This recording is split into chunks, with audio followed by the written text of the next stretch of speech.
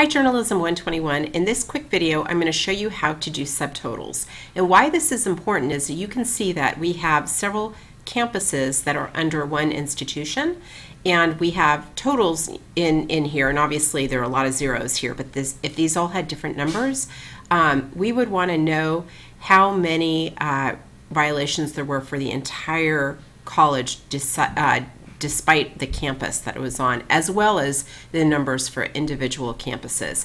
And the other reason that it's important for us to know this is that we don't have the breakdown of the campus sizes, just the institution sizes. So I'm going to go ahead and remind you about totaling things here.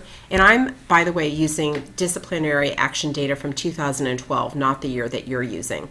So I'm going to put total violations in here as a reminder. I'm going to go into here and I'm going to use our formula that we need to get our total. So we're going to go D2 colon F2, and then we're going to close that, and it's going to give us the total.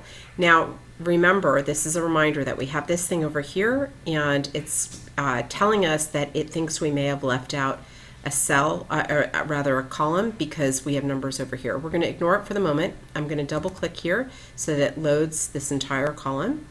And I am going to go over here and just tell it to ignore this error, and it's going to get those other little triangles to disappear.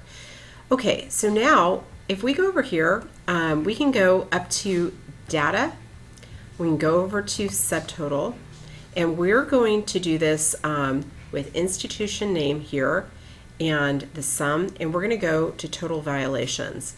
So what this is going to do, if I click OK, is you're going to see that it is going to go ahead and revise this so that we get subtotal breakdowns for each institution. Now it's going to take a minute because it's got a lot of data to kind of go through and do this too. So I'm going to pause it for a minute, and when it pops back up, I'll start this again.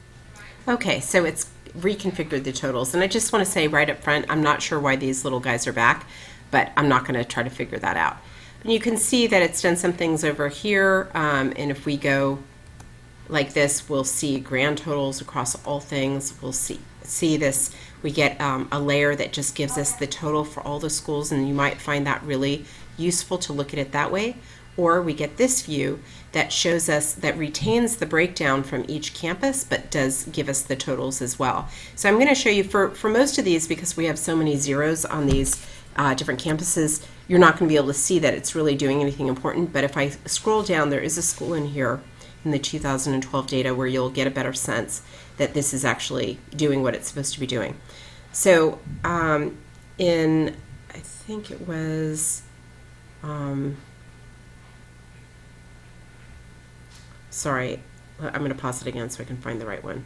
Okay, so it's this one, Bladen Community College. It has several campuses, and you can see here that there are 57 violations on the main campus, and there's 1 violation on the Bryan campus. And what this has done for us is it has totaled the violations across all the campuses. So that, again, is really useful. And then when you add in later, and I'm not actually doing this for you right now, but when you do it as per capita, you'll also see that change also subtotaled for you. So I hope this helps. I think it will help when you're going to do the rest of the assignment.